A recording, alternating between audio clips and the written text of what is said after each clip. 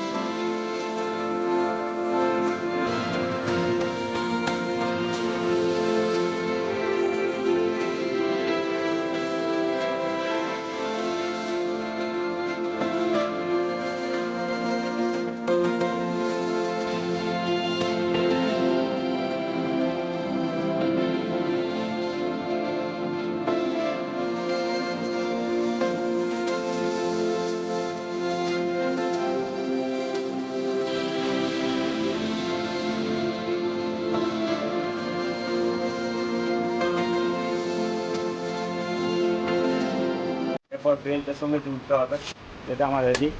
দেখুন কত সুন্দর ফিনিশিং হলো। এবার আয়রন প্রত্যেকটা করার পর আয়রন দিতে হবে, আয়রন দিলে পরিষ্কার হয় কাজটা। রেডি।